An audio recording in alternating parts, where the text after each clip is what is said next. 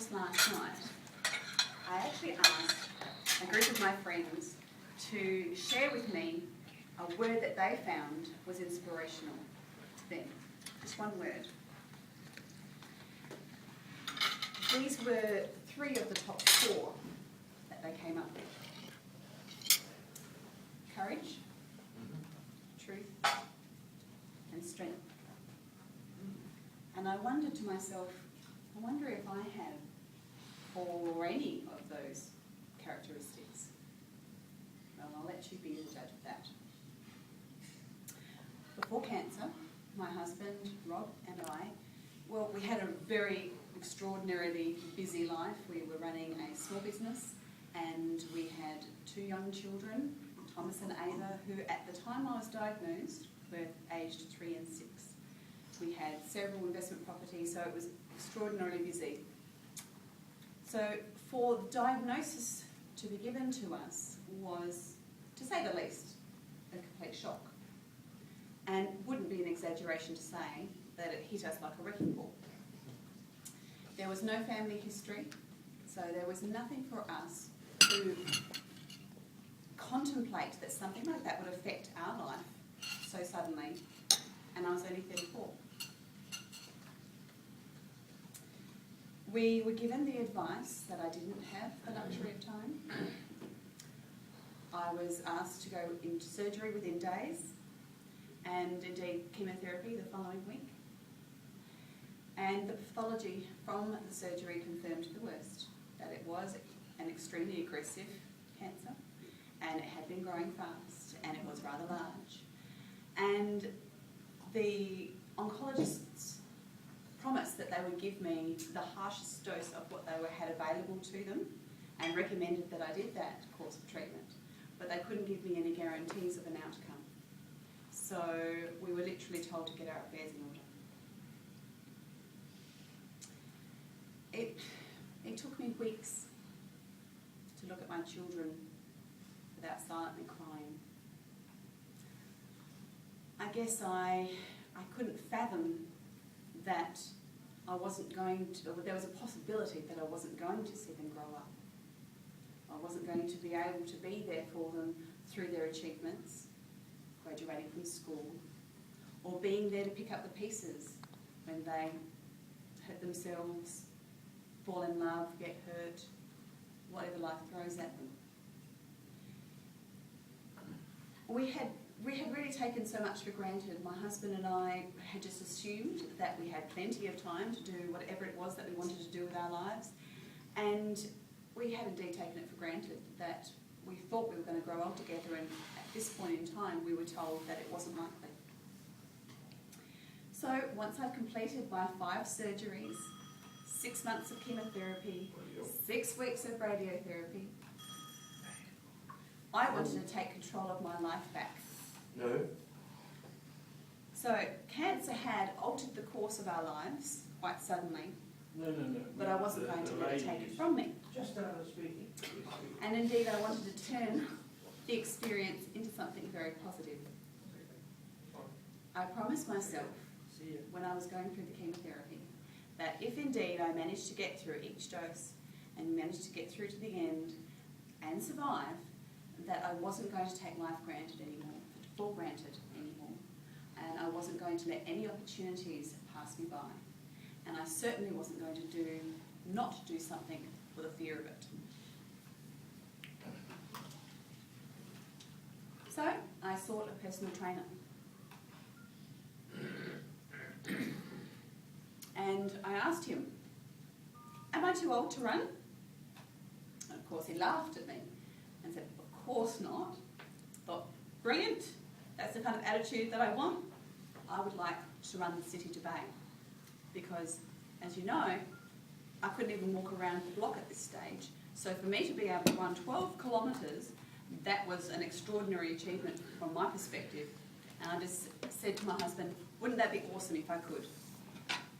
So we set out 7 months of training to be able to get myself from chemotherapy to 12 kilometres. And we did. And I ran the whole 12 kilometres. And I'm very proud to say that I raised $1,400 for the Cancer Council. to actually be able to do that and turn it into a positive outcome. But I also did it for other reasons. I did it to regain control of my life, to change my lifestyle, because when I had spoken to my oncologist after I had gone through all of the treatments, and perhaps a little cockily said, "So now what are my stats?" She said, "Well, which ones do you want to know?" Well, it turns out that I have two lots of stats.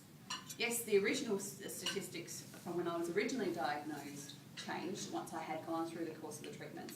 But unfortunately, I still have reoccurrence or another primary, which surprised me. I didn't expect that. I just figured that once I'd done it all, I was home and hose.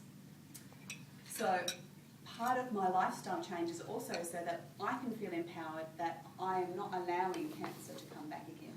Or at least, if it does, it's beyond my control. I have done everything in my power to be healthy, healthier than I was before, and presumably it should not, in theory, come back. During my progress last year, I met a dear friend, David Griggs, who has actually had a profound effect on my new life, my new me. He introduced me to a girlfriend called Nikki, and Nikki and I were actually having a champagne after work one night last November, and we were celebrating the fact that I had been cleared for the second time. I am checked regularly, and this was the second celebration. And after I had achieved the city debate, she said to me, "So, now what are you going to do?"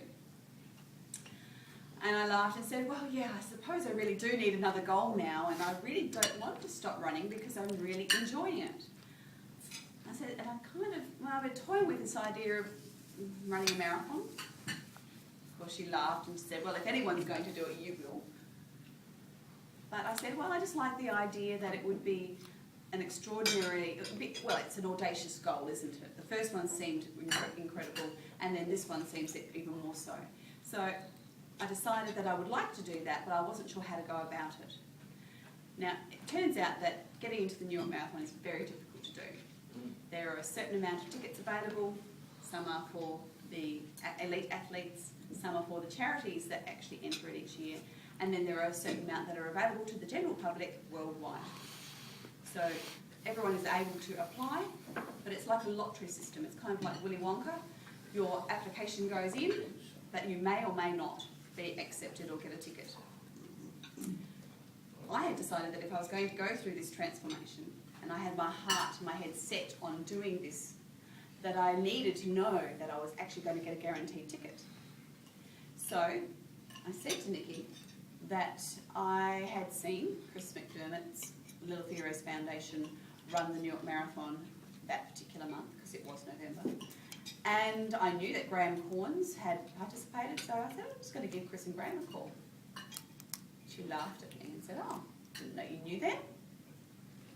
I said, "I don't. I just kind of figured that if I ring them, they'll give me 5 minutes of their time, and if I explain who I am and why I'm ringing, that they surely would give me some indication of how I can get a guaranteed ticket." Well, the result was that Nikki actually knew Chris McDermott, and so she rang him the following morning and suggested to him that it might be a good idea to meet with me, and would he be interested. Fortunately for me, he was. We did. And we were blessed that he invited us to be a part of the Little Heroes team and part of the PR campaign. And obviously it was our choice that we'd also fundraise along the way for the children. One of the strongest emotions that I remember from going through chemotherapy is, aside from looking at the children and obviously what I've already shared with you, also a profound relief that it's almost incredible to think what I have experienced, other children also have to experience.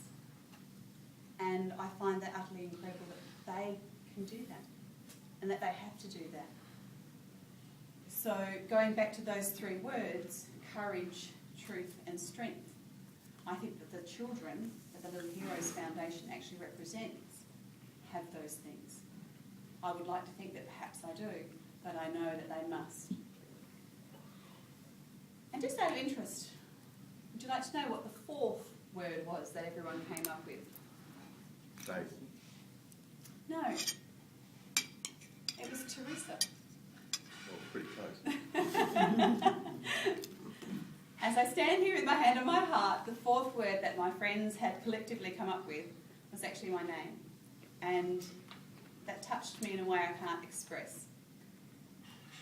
I guess that's actually one of the reasons why I'm prepared to do this. Coming up and doing public speaking is not something that I had foreseen in my future prior to cancer. And it's not actually something that I find easy to do. But to share my story, to share my passion, to share my emotion and my enthusiasm to help other people in some way find the hope to overcome their own obstacles or their own odds and find their own belief in themselves to actually follow their dreams. If I can achieve that, then I know that it's been worthwhile for me. So when Chris invited me to be part of the campaign, from my perspective it was an absolute pleasure and I wanted to do that.